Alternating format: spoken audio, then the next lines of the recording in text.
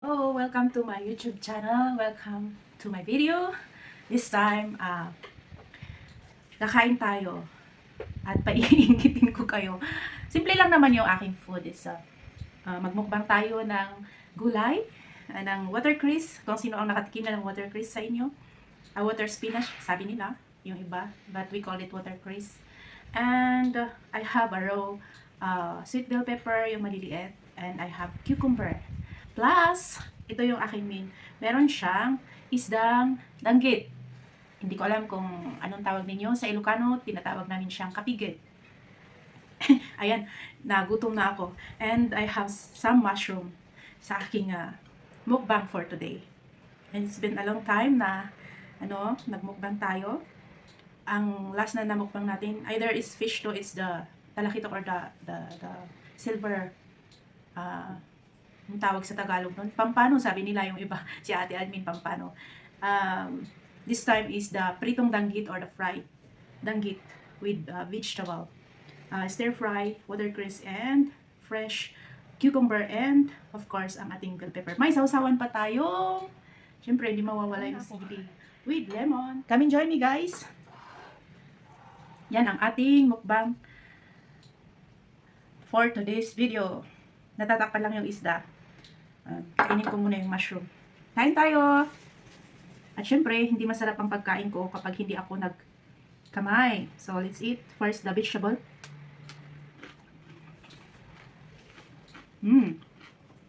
Sarap. Simple lang naman yung pagkain natin ngayon.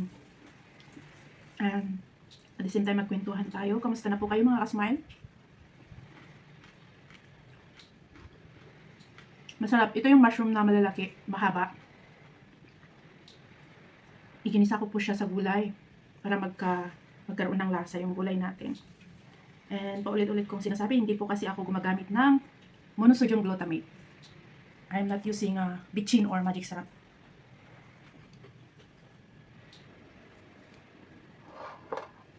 Pakita ko na lang yung mukha ko. Total makapal naman yung mukha ko. Hindi. I just want to say hi to all of you and to all my supporters and viewers. Sa inyo na sumusuporta sa aking mga simple uploads. Sa aking mga live stream, mga sumisilip, dumadaan, mga dati nating kaibigan.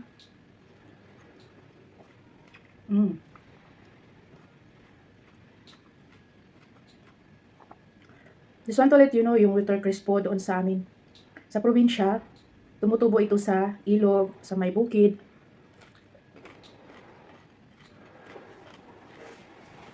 Masarap po siyang igisa talaga.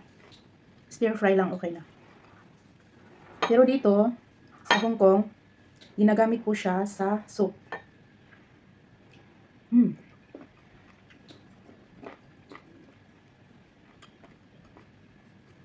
Masarap yung mushroom. Gustong gusto ko ng mushroom, lahat ng klase ng mushroom. Kasi ako'y lumaki sa probinsya. Kapag tag-ulan, lalo na yung may kidlat-kidlat pa, nangunguha kami, mga bata pa kami, nangunguha kami sa bundok ng mushroom, mga native na mushroom.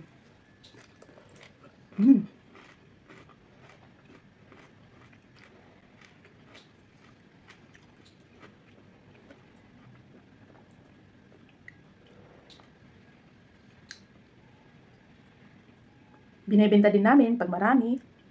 Sa amin, maraming klase ng mushroom sa amin. Kaya ang sarap mamuhay sa probinsya kasi lalo na pag may pagtataniman ka and all the resources, the nature, nasa magandang nature ka, mabubuhay ka, hindi ka basta masipag lang, gano'n, magtanim.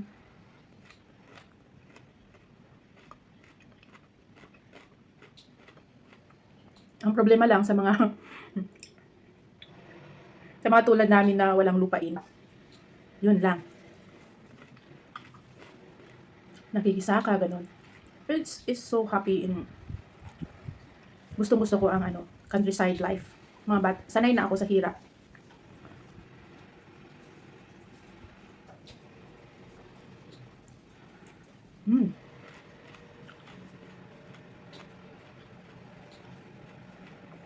Tikman natin yung ating isda. You wanna see the fish? Ito yung danggit. Hindi ko alam kung maubos natin yan. So, enjoy watching. Sorry na sa mga naiinggit dyan. Sabayan nyo lang po akong kumain. Kahit hindi danggit yung inyong pagkain.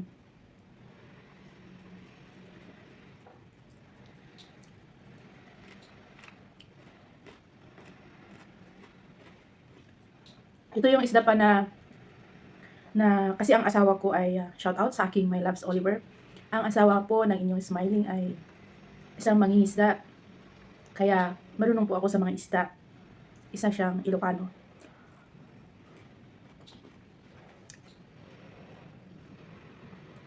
Ang kapigad o itong danggit, yung mga maliliit ang pag may time na nangunguha sila ng mga seedlings, katulad ng bangus seedlings sa dagat yun, nakukuha.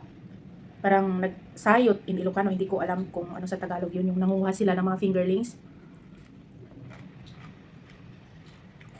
Tapos binibenta. Kaso ang barat ng mga bumibili. Kasi apakamura. Ang isang mata o isang fingerlings, ang bili ng mga middleman ay 25 cents. Or mayroon pang time na naging 10 cents ang isang mata or isang fingerlings. Di ba? Ang hirap manguha sa bagay, libre naman. Pero yung hirap mo na maghatak ng net para makuha yung mga maliliit na isda. At ito kasama itong danggit, isa sa mga nakukuha nila. And medyo mahal ang pagbenta nila nito sa mga fingerlings ng danggit. Kapigid in Ilocano, kapigid. Sabi ng husband ko, kwento niya sa akin, kapag daw matinik ka doon sa tinik ng danggit, kasi parang nakakaano siya, nakakatetano. Yung live na pag na tusok ka sa sa tinik ng danggit. And thank you sa panunood kahit na marami akong kuda.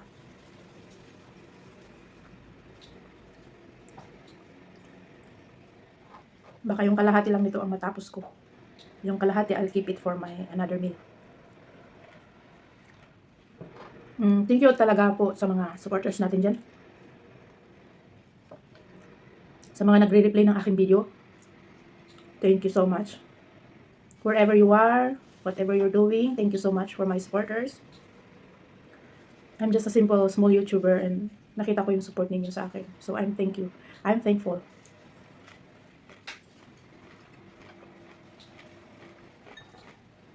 Wala man po akong consistent or magandang content. But I thank you sa full support ninyo sa akin. Thank you so much.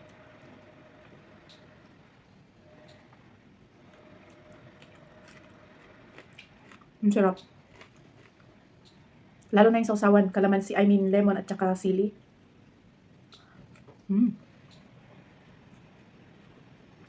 Ihuhuli ko po yung aking raw cucumber and sweet bell pepper.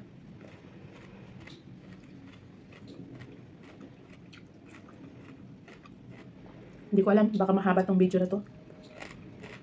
Bahala na yung mga manonood. Thank you so much. Ito yung binibili ko kasi ano siya, maliliit tsaka sweet. Yung mga bell pepper. Mga colorful pa. Kinakain ko siyang raw kasi matamis. Eatable naman siya. Kapag raw kasi guys, sa mga nagda-diet na tulad ko, nagda-diet pero nagmumukbang. Sorry naman agad. But no rice ako guys. It's been going to 6 months na wala akong rice. Sabi ng aking isa sa aking taga-support, ang ating Tita Alamais, kailangan din i-limit kung yung kinukonsume na kahit low carb kasi it's equal to 1 bowl of rice pa din. Nagda-diet ako kasi at my age, hindi naman ako ganun katanda. But I'm alam niyo yun, tawag doon, I'm just looking forward for my health na habang bata pa ako, at the age of, age reveal na tayo, at the age of 36, kailangan ko na ding magbawas-bawas ng pagkain ng mga, alam niyo yun, mga bawal na pagkain. Kasi at the time na magkaedad po tayo, alam natin yan na yung ating immune system, yung metabolism natin ay babagsak, is going lower and lower. At yung risk na magkaroon tayo ng sakit, hindi naman natin yon hinihingi, but it's it's good to be more maingat, o di ba? Taking care of yourself. Kasi sabi nga, kailan tayo mag-iingat kapag we're old na, pag nahihirapan na tayo, pag nararamdaman natin yung sakit. So that's the reason why I stick to no rice and low carbs na ako. May times na nag-cheat meal din naman ako. Kasi hindi naman natin maano yung cravings natin, but i-limit natin yung cheat meal din natin sometimes. Hindi naman yun it's normal to have a cheat meal, sabi nga ng mga diet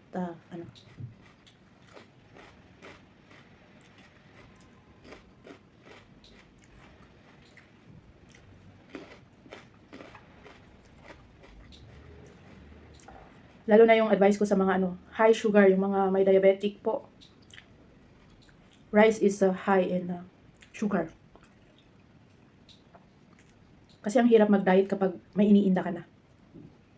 So, advice ko sa aking mga kaedad habang at the early age, hindi ko naman kayo sinasabihin, huwag kayong kumain. You can eat rice, still eat rice, pero lesser na yung amount ng rice na kakainin.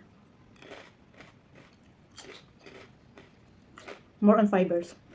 More on healthy foods. Ito namang danggit ay pinrito ko kasi medyo malansa siya pag gusto ko sana magsabaw.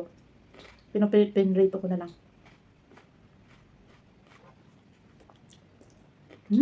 Sarap.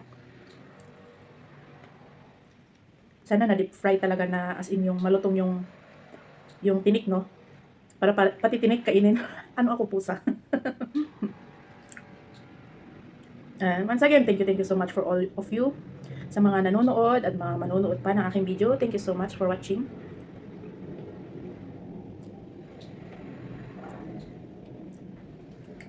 I almost finished the half of the danggit. And I'm busog na po. The other side, I'll take it for another meal.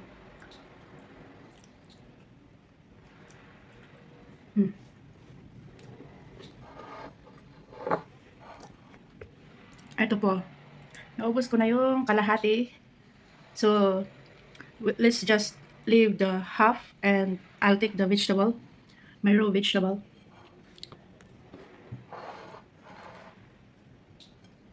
Hindi ko pala maubos yung isda. So,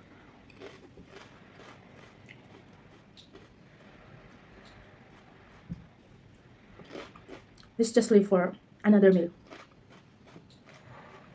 Hindi bali, ako lang naman ang humawak, kaya ako din naman ang kakain. So, don't worry. Kahit kinamay ko, nakakainin ko pa din. Let's finish this.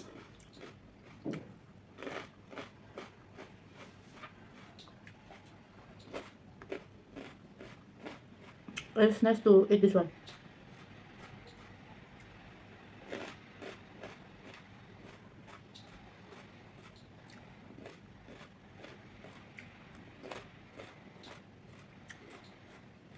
Once again, I say thank you so much for all of my supporters, to my teams. Mega shout out sa aking team, La Cuacharang Cocinera, Ate Admin, LC. Diba? Matunog. And to my Team Power, Admin Igoro, Mix Vlog. At sa aking mga members ng Team Power, thank you so much. And Black Shadow, thank you so much. Sa lahat ng teams, sa lahat ng community. And of course, thank you Lord. Number 1. And to my family.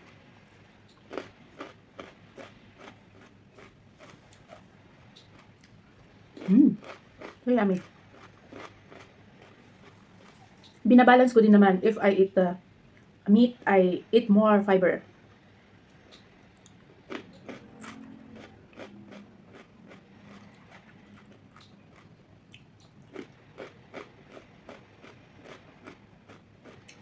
Busog na ako. Busog na busog.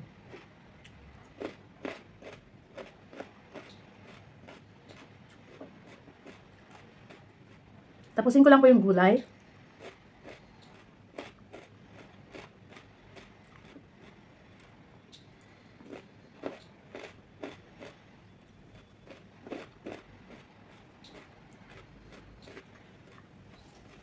Thank you sa pagtsatsaga ninyong manood. Long video man yan, short video man yan. Thank you so much. I think, ito yung pinakamahaba kong upload kung sakali.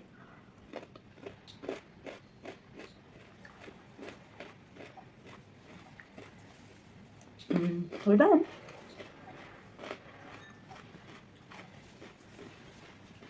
Yung other half na lang ang tinira ko as for my other meal for dinner. And thank you so much for always supporting me. Ganun lang, nagkuda-kuda lang, tapos sabay kumain. Parang nag-live na din tayo. So, from the bottom of my heart, thank you so much. Sa lahat ng community, sa community ko, sa lahat ng mga friends natin out there watching my simple videos, and sa mga subscribers natin dyan.